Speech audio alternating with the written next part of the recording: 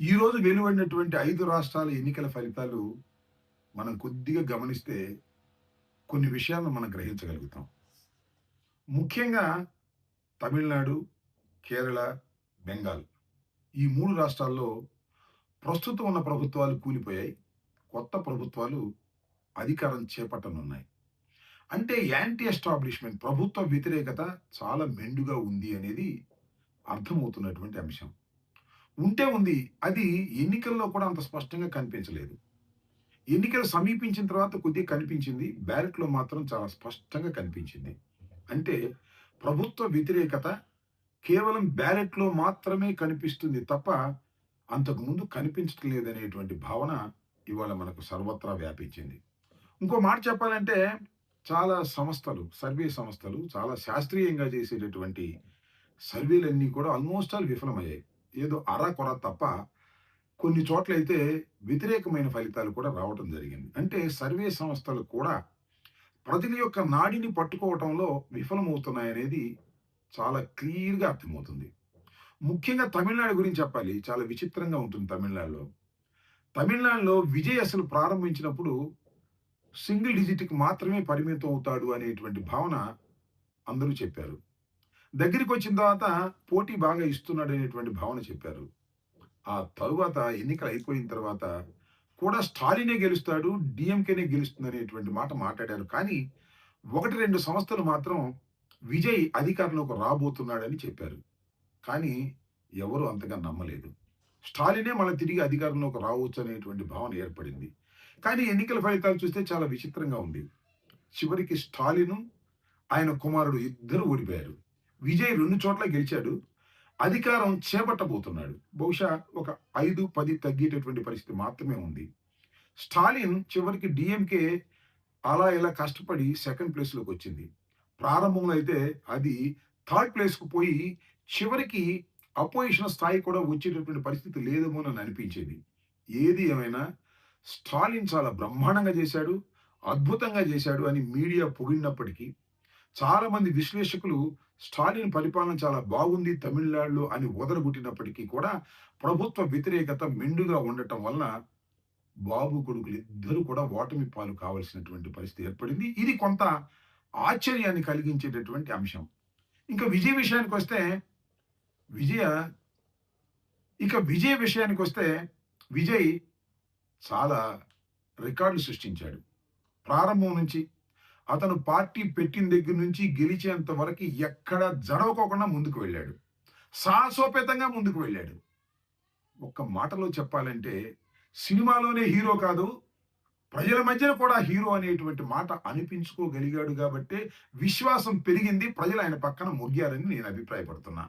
ముఖ్యంగా ఆయన మీద ఈడీ కేసులు పెట్టారు. ఆయన ఇబ్బంది పెట్టేటటువంటి ప్రయత్నం చేశారు. చివరికి ఆయన సినిమాను కూడా రిలీజ్ చేయకోకుండా జాగ్రత్తలు తీసుకున్నారు. కుటుంబ తగాదాల గురించి రెచ్చగొట్టేటటువంటి ప్రయత్నం చేశారు.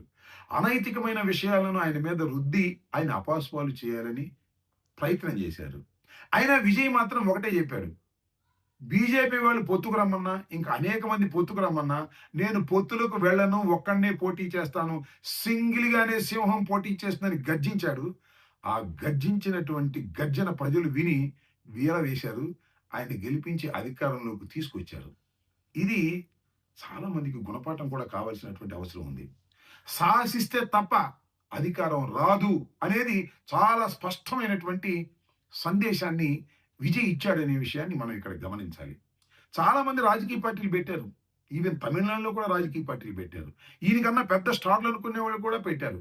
కానీ ప్రజల మధ్యన నెగ్గలేకపోయారు. కొంతమంది వెనక్కే వెళ్ళిపోవాల్సిన పరిస్థితి ఏర్పడింది. అంతేకాదు పక్క రాష్ట్రాల్లో కూడా అనేక మంది సినిమా స్టార్సు రాజకీయ పార్టీలు పెట్టారు. కాలగర్భంలో కలిసిపోయే విధంగా చేశారు. ఒక్క నందమూరి తారక రామారావు గారు మాత్రం ఇదే పద్ధతుల్లో సాహసంగా ముందుకు వెళ్ళాడు. ఏత బోత నేను చెప్పదలుచుకున్నది ఏమిటంటే, రాజకీయాల్లోకి వచ్చిన వాడు ఎంతో కొంత మొండితనం లేకపోతే కుదరదు అని తేల్చేశాడు విజయ్ కూడా. అనేకమైనటువంటి ఇబ్బందులు పెట్టారు. అనేకమైన ఆశలు చూపారు. ఎవరితోనూ కలవకోకుండా మొండిగా పోరాటం చేసి విజయ డంకా మోగించాడు. అందువల్ల సాహసం సేయరా డింబక అని ఒక సినిమాలో ఎస్వి రంగారావు అంటాడు. అదేవిధంగా సాహసం చెయ్యందే రాజకీయాల్లో ముందుకు వెళ్ళలేమనే విషయాన్ని గమనించాలని ఈ సందర్భంగా నేను చెప్పదలుచుకున్నా. కొన్నిసార్లు సాహసాలు విఫలమవ్వచ్చు. కానీ ఆ విఫలం కూడా పునాదులు పడతాయి బలంగా గెలుపు కోసం అనేది చరిత్రలో చాలా విషయాలను మనం గమనిస్తాం. ఏది ఏమైనా ఎన్ని చేసినా విజయ్ గురించి పదే పదే చెప్పుకోవాలి మనం. విజయ్ ఘాటుగా, చాలా చురుకుగా ప్రజల మధ్యకి వెళ్ళగలిగాడు. అనేక విధాల ఇబ్బందులను కూడా ఎదుర్కొని ధైర్య సాహసాలతో ముందుకు వెళ్ళబట్టే ముఖ్యంగా యువకులు ఆయన్ని ఆదరించారు, ఓట్లు గుద్దారు, అధికారంలోకి తీసుకొచ్చారు. ఇక్కడ ఒక విషయాన్ని మనం చర్చించాలి. చర్చించడం అంటే కంటే చాలామంది అంటున్నారు, పోలుస్తున్నారు. సినిమా యాక్టర్‌లని పోల్చడం అనేది చాలా సహజం. 'ఎన్టీ రామారావుతో' పోలుస్తారు, 'విజయ్‌తో' పోలుస్తారు. ఇవాళ 'పవన్ కళ్యాణ్' గారిని చాలామంది పోల్చి చూస్తున్నారు. నేను 'పవన్ కళ్యాణ్' గారి గురించి మాట్లాడకూడదు అనుకున్నాను. కానీ, ఈ సందర్భంలో మాట్లాడక తప్పదు. సరే 'పవన్ కళ్యాణ్' గారి గురించి నేను మాట్లాడినప్పుడు జన సైనికులో, లేకపోతే నా కాపు సోదరులో కించిత్తు బాధపడినా, ఉన్న వాస్తవాన్ని చెప్పవలసినటువంటి బాధ్యత నాకున్నదనే ఉద్దేశ్యంతో 2, 3 మాటలు మాత్రం చెప్పదలుచుకున్నాను. విజయ్‌లాగా సాహసం చేస్తే, ఆ రోజున చిరంజీవి గారు, ఈ రోజున పవన్ కళ్యాణ్ గారు, ఈ రాష్ట్రానికి ముఖ్యమంత్రులు ఏదో ఒక దశలో అయి ఉండేవారు అనేది విశ్లేషకుల అభిప్రాయం. కాపులు చిరకాల కోరిక, ఒక కాంక్ష. ఈ రాష్ట్రానికి అనేక మంది మంత్రులు, ముఖ్యమంత్రులు చేశారు.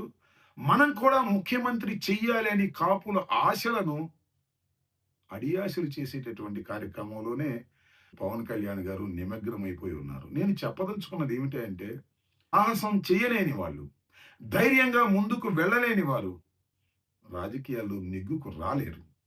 పవన్ కళ్యాణ్ గారు కూడా అదే ఇవాళ. ఆయన అంతగా ధైర్యం చేసే శక్తి లేకపోవటం. ఒక్క మాటలో చెప్పాలంటే చాలా మందికి నేననే మాట కాస్త ఇబ్బందిగా ఉన్నా, రాజకీయాలు ఏమాత్రం తెలియనటువంటి వ్యక్తి పవన్ కళ్యాణ్ గారు.